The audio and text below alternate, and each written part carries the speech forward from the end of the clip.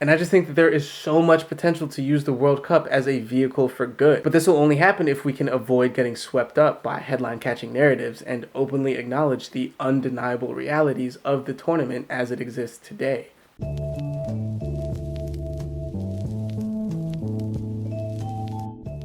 Alright, so unless you live under a rock, you probably know that the World Cup just wrapped up a few weeks ago. And unless you live under an even bigger rock, you probably heard that this World Cup final might have been the greatest final of all time. I mean, the storylines coming into this game sounded like they were made up by a team of Hollywood writers who were trying to create the most epic World Cup story ever told. You had the young phenom going up against the old legend who, by the way, both play for the same club team. For Lionel Messi, this was his chance to grab the ever-elusive World Cup trophy that would solidify his bid for the title of greatest player of all time. And for Kylian Mbappe and the French national team, this was their chance to defend their title and prove that after a disappointing run in the European Championship in 2020, they were still the best team in the world. And what better way to make that statement than to take out the proposed greatest player of all time in the World Cup final. Coming into the game, both Messi and Mbappe were sitting on 5 goals each throughout the tournament, and so they were both up for the Golden Boot award, which goes to the player who scores the most goals in the tournament. On top of that, the outcome of this game would very likely determine which of these two players would take home the Golden Ball award, which is given to the best overall player in the tournament. And these were just the storylines coming into the game. The game itself was apparently one of the greatest sporting events in history, even without all of these storylines attached to it. Now, I said apparently here because even though soccer is my favorite sport, and even though this might have been the greatest World Cup final of all time,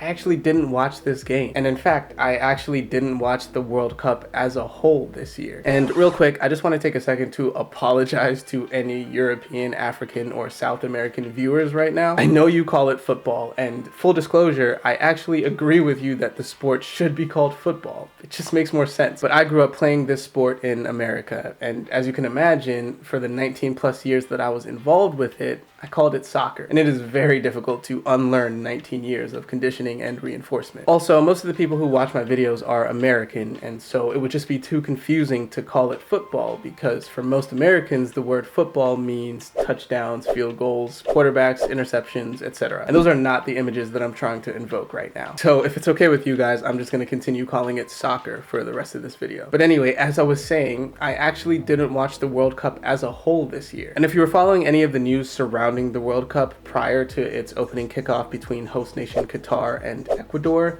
you probably know why. Now, before we really get into this topic, I just want to again say that it is not my intention here to condemn anybody for their choices. If you've seen my video about the N-word, then you know that my only objective in these videos is to call attention to what I feel are undeniable realities of these situations. I only become truly concerned when we try to avoid these realities in favor of our own interpretations and worldviews. And the undeniable reality that I feel needs to be addressed in this situation is that our collective disregard for the atrocities committed by the host nation of Qatar leading up to the 2022 World Cup, in favor of focusing on the narrative of this being the greatest World Cup final of all time, will ultimately create an environment where corruption, bribery, and human rights violations simply become the cost of doing business, and cease to be actions worthy of stripping a nation of the privilege of hosting such a momentous global event. Since the World Cup final, I personally haven't seen any articles, videos, or discussions about the human rights violations that were initially galvanizing people to boycott the World Cup in the first place. Now, obviously, this doesn't inherently mean that these discussions weren't happening, but it does mean that they weren't as prominent as they were before the World Cup started. I've mentioned before that pretty much the only social media sites that I participate in are Reddit and YouTube. And before the World Cup started, these sites were flooded with articles and videos promoting that Boycott Qatar 2022 hashtag and movement. But as soon as that first whistle blew, these conversations were immediately replaced with highlights and storylines from the games. Probably the largest headline that was ultimately buried by World Cup highlights was the investigation into the inhumane working and living conditions of the migrant workers in Qatar. Qatar has a population of 3 million, but 2.7 million of those people, aka 90% of that population, are migrant workers. And the majority of these workers came to the country in the past decade for the express purpose of building World Cup infrastructure. In Qatar, work visas are controlled by private citizens and corporations corporations, giving them an inordinate amount of power to control the lives of their employees. Under this system, private employers often have the power to terminate migrant workers' legal statuses at will, putting them at risk of imprisonment or deportation, and have been known to withhold wages and food allowances, confiscate passports, and restrict migrant workers' movements and communication. At its worst, this system is akin to modern-day indentured servitude. Now, these issues existed long before the World Cup came to Qatar, but the influx of migrant workers certainly exacerbated this issue and brought it to the forefront of the discussions surrounding the World Cup. In the 12 years since Qatar won its bid for the World Cup, there have been an alarming amount of stories detailing workplace injuries that were ignored and swept under the rug by employers, during which time the workers were essentially left unpaid and denied their salaries as they weren't producing for their employers anymore. The living conditions were also horrific, with workers quite literally being stuffed into windowless rooms featuring inadequate kitchen and bathroom facilities. But the truly discouraging aspect of this story is that all of this was foreseen. The article I've been referencing was written in 2013, and in it, labor unions warned that if labor and living standards weren't addressed in Qatar, then we could see an excess of 4,000 deaths before the World Cup even starts, and they urged FIFA to use its tremendous influence to force Qatar to change its practices. But as we now know, the labor unions were horrifyingly correct, and their estimations were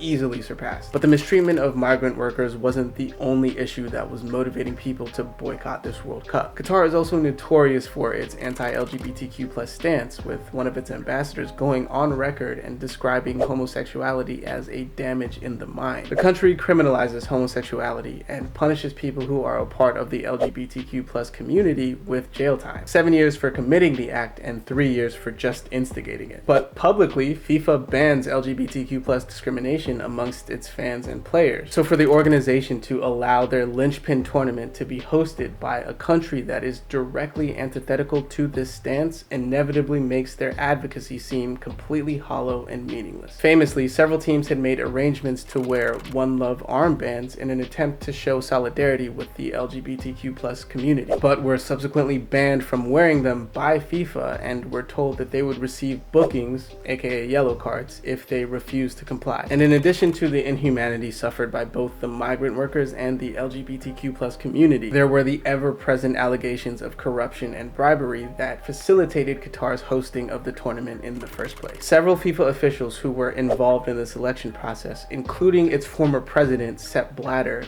have been indicted over allegations of corruption. The rot runs deep in this regard, however, as Qatar is far from the only nation to be accused of bribery when it comes to hosting the tournament. However, it must be reiterated that this does not excuse the allegations. All of these discussions had reached fever pitch before the World Cup began, and there was a legitimate hope that the combination of human rights violations and allegations of corruption would dampen people's desire to watch the tournament. Just days before the World Cup began, Qatar had put out a promotional video showing fans entering the country to support their teams. Tell me, do you notice anything suspicious about these fans? Like how they all seem to come from the same ethnic group despite allegedly hailing from different countries that are in reality significantly more diverse? At this point, many were convinced that the movement was actually working and that Qatar was desperate to show that they still had the support of the fans, even if it meant blatantly lying to the public in order to prove it. But as I already mentioned, as soon as that first whistle blew, all of that work, all of those discussions, and all of these atrocities fell by the wayside. And it all culminated in what people are now calling the greatest World Cup final of all time, with the Emir of Qatar draping the greatest player of all time in the traditional garb. I mean, as someone who isn't even personally invested in this situation, seeing this become the narrative of the World Cup in Qatar kind of felt like a gut punch. So I can only imagine what it must be like for the 6,500 plus families whose husbands, sons, and fathers died setting the stage for the spectacle. And so these are the undeniable realities of the 2022 FIFA World Cup in Qatar that I don't think can be disregarded, ignored, or forgotten, lest we not only contribute to, but actively advocate for these same atrocities to be repeated across the globe just so countries can adequately prepare for a global soccer tournament. Since, as Qatar has now discovered, there are virtually no repercussions to be faced even when there is clear and obvious evidence of wrongdoing. Now, just as I did in my video about the N-word, I do have to say at this point that if you acknowledge this reality and still chose to watch this World Cup,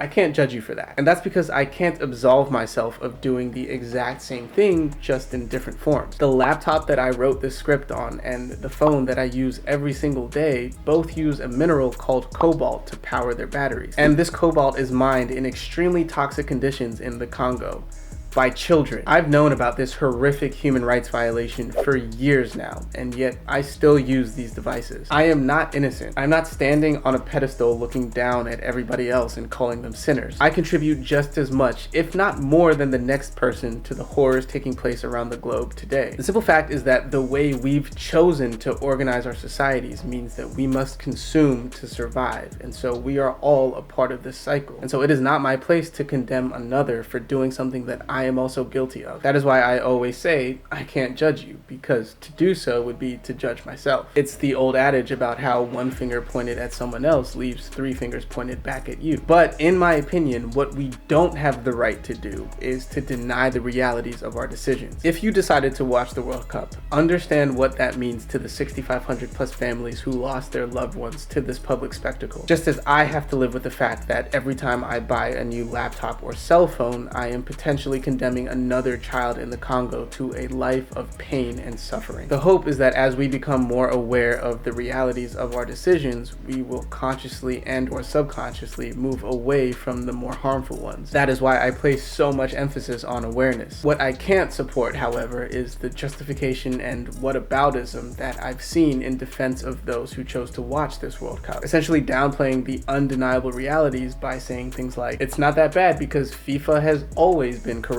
or all countries violate human rights in some way, shape, or form, etc. In my opinion, this is a truly harmful stance to take. Now, to be fair to the people who make this argument, there is some truth to what they're saying. Even in 2018, when the World Cup was hosted by Russia, there were many calls to have the tournament moved to a different country because of the many controversies surrounding Russia at the time. Russia was notorious for its racism towards black players, as well as its open discrimination against the LGBTQ+ community. But perhaps more notably, Russia had just forcibly annexed Crimea from Ukraine, which was at the time considered a massive overstep by the international community, and it was an action that they were ultimately condemned for. And so Russia's reputation was in dire straits in 2018, leading many at the time to believe that they should not be afforded the privilege of hosting the world's most prestigious tournament. But the same justification and whataboutism occurred back then as well, with many pushing back against these concerns by again pointing to FIFA's well-documented allegations of corruption,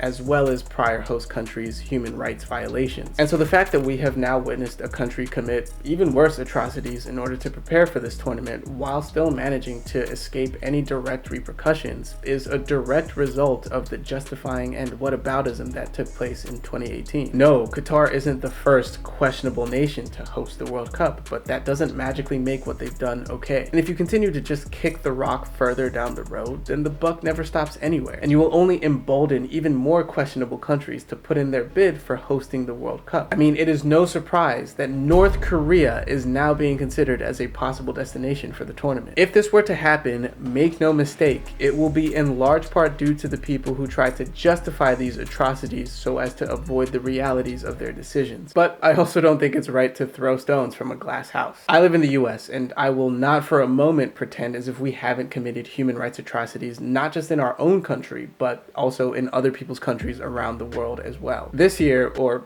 depending on when this comes out, maybe last year, we tried to impose religious doctrine on people who do not take part in those beliefs, despite one of our founding tenets definitively stating that this country is not and should never become a theocracy, and also our repeated condemnation of other countries who seek to do the same thing. Stripping women of their right to an abortion was only the first step, as openly admitted by the very people who supported this decision. And what they sought to do next was to deny the LGBTQ+ community the right to marry the ones they love. Fortunately, our government struck that notion down, but it would be a farce to suggest that the US is so much more progressive than the countries that we constantly condemn for their views on the LGBTQ+ community. The people who sought to do this are still in powerful positions, and so it is only a matter of time before they again try to impose the same regressive policies in the US that we condemn Qatar for. It also must be acknowledged that our politics are mired in corruption, so much so that it is an openly acknowledged foundation of our political system. What others call bribery, we refer to as lobbying. And so with the same breath that I used to condemn the decision to allow Qatar to host the World Cup in 2022, I also encourage the rest of the world to question the US's legitimacy as a host nation as we prepare for the 2026 World Cup. Please continue to bring to light the horrors we've imposed, not just on our own citizens, but also on citizens from different countries across the globe. And please continue to pressure FIFA to move the tournament if our country refuses to address the countless human rights violations that we are guilty of. Obviously, there is no such thing as a perfect country on this planet, and every nation has blood on its hands. But there are countries that are working towards a more progressive and egalitarian society for its citizens. Maybe we can begin to use the World Cup as a reward for sustained efforts in the right direction. I mean, who knows? I'm just spitballing here, so maybe none of this is even a possibility. But what I do know is that FIFA is a massively influential organization that owns potentially the most popular sporting event in the world. And I just think that there is so much potential to use the World Cup as a vehicle for good. But this will only happen if we can avoid getting swept up by headline-catching narratives and openly acknowledge the undeniable realities of the tournament as it exists today, which is unfortunately as a spectacle that is put on by a corrupt organization that is willing to bulldoze human rights initiatives all for the potential of monetary gain. But in any case, I think that's going to be it for this one. If you made it this far, thank you so much for indulging me. Like I said, soccer is my favorite sport, so missing the World Cup was absolutely brutal, but I still stand by my decision to do it. I also should acknowledge that I was in a uniquely privileged position to even decide not to watch it in the first place. There was no social currency to be gained or lost for me based on my decision to indulge in this or not. And that absolutely exists for plenty of other people, especially in countries where soccer is religion. You don't just refuse to watch the World Cup. It's literally inconceivable in certain places. And so, as always, I just think it's important to acknowledge that my decision isn't even one that's available to many people, which is just another reason that I can't really condemn anybody for their decision to watch it. But anyway, before I go on for another 10 minutes about this, I'm just gonna end it here. Again, thank you for watching, and as always, if this didn't make any sense, please feel free to let me know so that I can try to address any misconceptions in the comments. But with that said, I wish you all the very best going forward.